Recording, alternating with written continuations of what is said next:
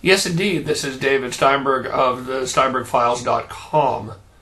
We now know conclusively, without any dispute, that the Obama administration lied about the attack on the Benghazi consulate, which resulted in the death of Ambassador Stevens and 3 other Americans. This has been established conclusively. The administration claimed that this had something to do with an anti-Muslim video. It did not. They knew it did not. They said it anyway. They knew it was a terrorist attack based on 9/11, and yet they denied it. From the Associated Press and NBC News, the State Department said Tuesday it never concluded that the consulate attack in Libya stemmed from protests over an American-made video ridiculing Islam, raising further questions about why the Obama administration used that explanation for more than a week after assailants killed the U.S. ambassador and 3 other Americans. I'm going to read that again.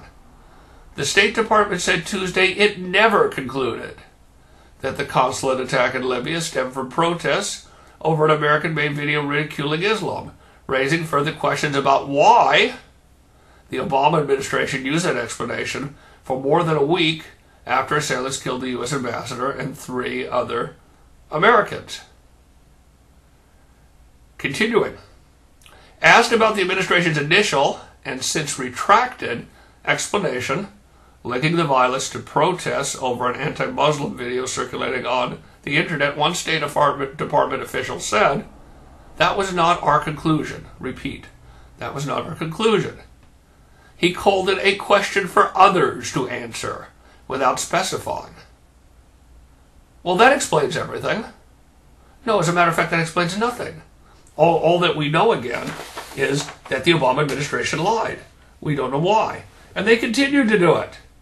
5 days after the attack, Obama's ambassador to the United Nations, Susan Rice, gave a series of interviews saying the administration believed the violence was unplanned and that extremists with heavier weapons hijacked the protest and turned it into an outright assault.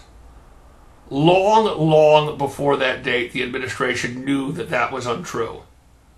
The administration knew that this had nothing to do with some sort of unplanned attack, that this was a planned terrorist attack designed to occur on 9/11, just as I said it was back on 9/11. And yet they lied about it. You need to consider the consequences of this deception, of this lie. Had the administration acknowledged immediately that this was a terrorist attack, a planned terrorist attack, the administration could have taken immediate action, military action, to go to Benghazi and to be sure that the hideous criminals who had killed Americans, including the ambassador, were brought to justice. Instead, the administration covered up the crime, permitting the terrorists to escape. No one has been brought to justice. To the best of my knowledge, there is no evidence the administration is doing anything to bring anyone to justice. Apparently, this is not a priority. Apparently, these criminals, these murderers, are going to be allowed to go free and kill, I suppose, other Americans, perhaps on American soil.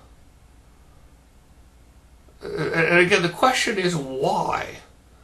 When you have clear evidence that this is a terrorist attack, instead of blaming it on terrorists, why do you blame it on a film made by an American that had nothing to do with the attack, and then apologize for this film that had nothing to do with the attack? I don't have any answers to those questions, and apparently neither does President Obama, because he doesn't seem to be speaking about the matter. He's talking about Big Bird. But you do have to wonder if, since it's now clear that the Obama administration lied about the Benghazi attack, what else are they lying about? and why? This is Professor David Steinberg of the SteinbergFiles.com.